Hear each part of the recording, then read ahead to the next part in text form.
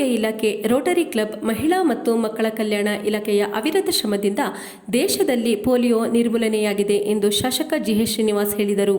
ಚಿಕ್ಕಮಗಳೂರು ಜಿಲ್ಲೆ ತರೀಕೆರೆ ಸರ್ಕಾರಿ ಸಾರ್ವಜನಿಕ ಆಸ್ಪತ್ರೆ ಆವರಣದಲ್ಲಿ ಭಾನುವಾರ ರಾಷ್ಟ್ರೀಯ ಪಲ್ಸ್ ಪೋಲಿಯೋ ಅಭಿಯಾನಕ್ಕೆ ಚಾಲನೆ ನೀಡಿ ಮಾತನಾಡಿ, ನೆರೆಯ ಪಾಕಿಸ್ತಾನ ಮತ್ತು ಅಫ್ಘಾನಿಸ್ತಾನದಲ್ಲಿ ಪೋಲಿಯೋ ಪ್ರಕರಣಗಳು ಕಂಡುಬರುತ್ತಿದ್ದು, ನಾವು ಎಚ್ಚರಿಕೆ ವಹಿಸಬೇಕಿದೆ. ಪೋಷಕರು ಪೋಲಿಯೋದಿಂದ ಉಂಟಾಗುವ ಶಾಶ್ವತ ಅಂಗವೈಕಲ್ಯ ತಡೆಯಲು 5 ವರ್ಷದೊಳಗಿನ ಎಲ್ಲ ಮಕ್ಕಳಿಗೆ ತಪ್ಪದೇ ಲಸಿಕೆ ಹಾಕಿಸಬೇಕು ಎಂದರು.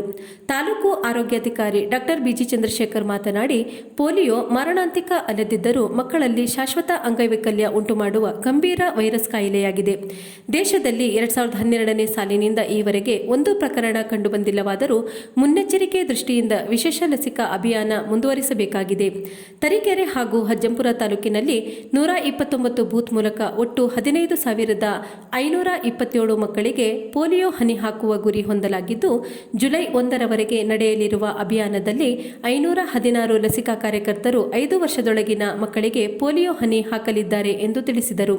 ಈ ಸಂದರ್ಭದಲ್ಲಿ ಪುರಸಭೆ ಉಪಾಧ್ಯಕ್ಷೆ Shamim Banu, CDPO N Charanraj, Rotary Club ಕಾರ್ಯದರ್ಶಿ ಪಿ ಪ್ರವೀಣ್, ಸದಸ್ಯರಾದ doctor Girish, doctor G Sharath, ಕ್ಷೇತ್ರ ಆರೋಗ್ಯ ಶಿಕ್ಷಣಾಧಿಕಾರಿ ಜಿ ಶಿವಪ್ಪ ಇತರರಿದ್ದರು.